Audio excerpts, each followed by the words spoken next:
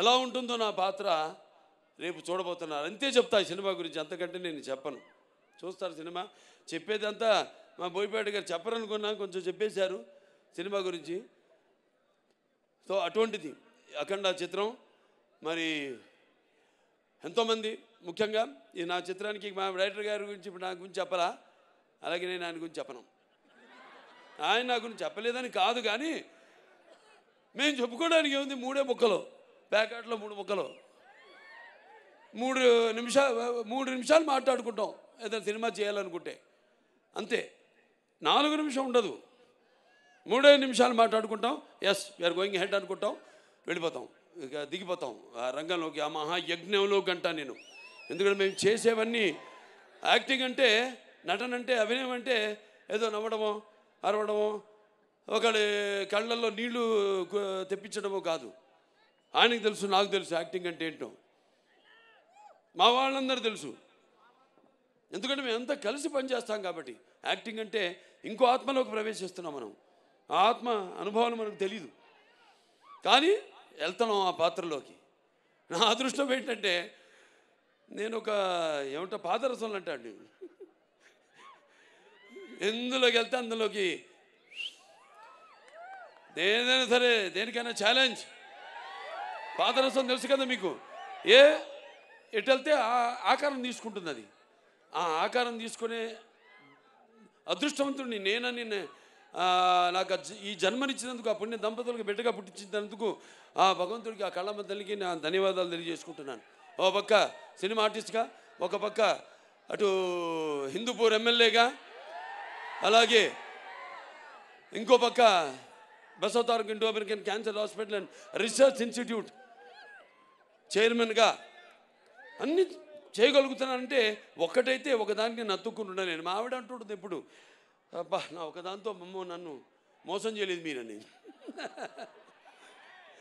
నన్నే అంటు పెట్టుకున్నారని.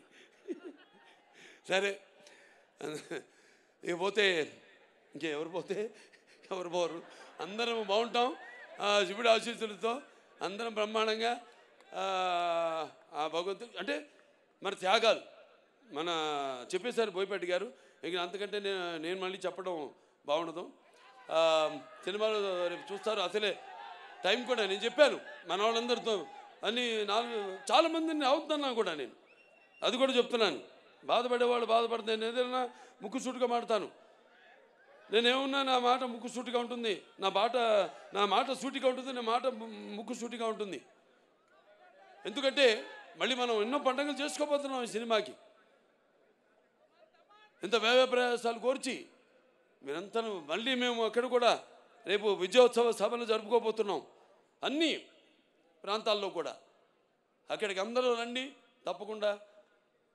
ఎందుకంటే సమయాభావం ఒకటి, పైగా ఇప్పుడు చలికాలం. సో మీరందరూ ఇబ్బందుల పాలు కాకూడదని చాలామందికి నేను చెప్పడం జరిగింది.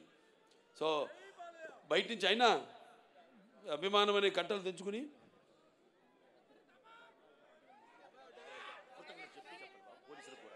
అలాగే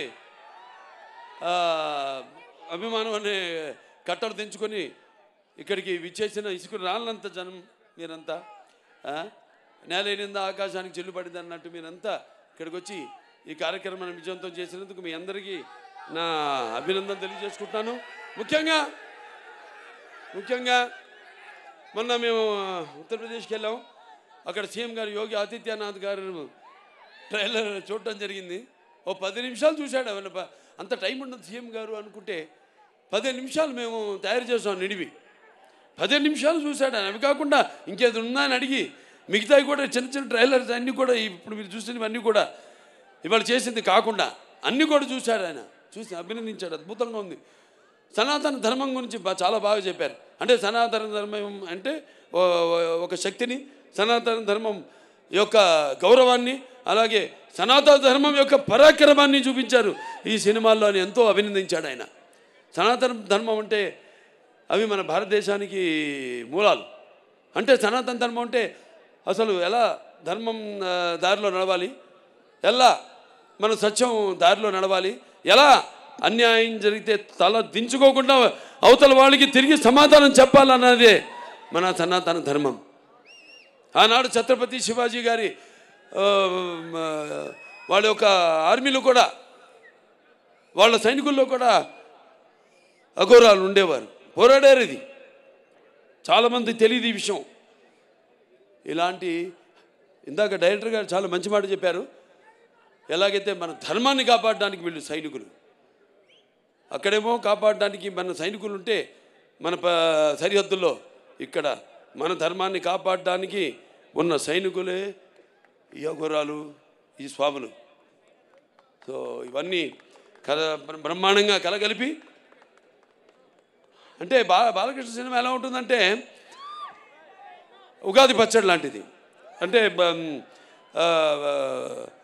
అన్నీ ఉండాలి, అన్ని రసాలు ఉండాలి. ఇప్పుడు మీరు చూశారు పాట, సంయుక్త మెనన్ గారు చేశారు పాట.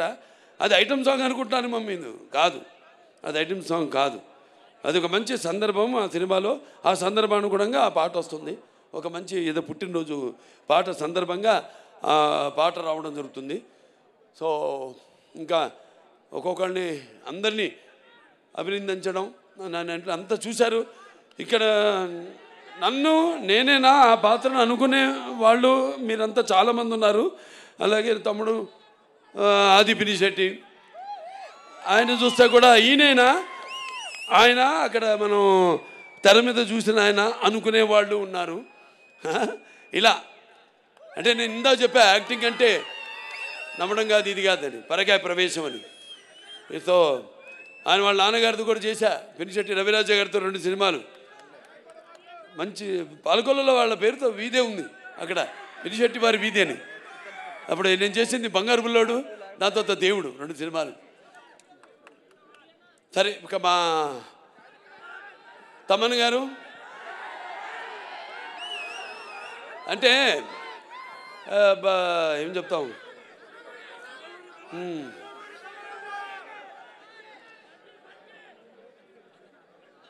సప్త సాగర సంఘర్షణ తరంగ జ్వలిత శబ్దోద్భవ మాధురి సప్త స్వరాలైన సరిగమ పదనిస సంగీత సాహిత్య సుమధుర సంగీత గీతాలు వినడానికి నేను ఇందా చెప్పాను. ఆడమగా సినిమాలకి కాదు, పాటలు కూడా, కొన్ని పాటలతో రోగాలు కూడా నయం చేయొచ్చు అంటాం. ఈ పాటలతో మనం చూస్తున్నాం. సినిమాలో పాటలు కాదు, మ్యూజిక్కి సరే ఎలా వయసు కూడా మైమరిచిపోయి ఎలా పండు ముస్లిం వాళ్ళు కూడా థియేటర్లో ఎలా వాళ్ళు డాన్సులు చేస్తున్నారు, వాళ్ళకి ఎక్సర్సైజ్ అది. అవును, అది ఎక్సర్సైజ్. ఇదే పాటలు రోగాలు నయం చేసేదంటే అది 2-3 రకాలుగా కావచ్చు, విని కావచ్చు, లేకపోతే మన నడవడిక కావచ్చు, ఆ పాటలకి మన ప్రతిస్పందన కావచ్చు, ఫిజికల్లీ కావచ్చు, ఆర్ ఇంకో రకంగా కావచ్చు, పరోక్షంగా కావచ్చు.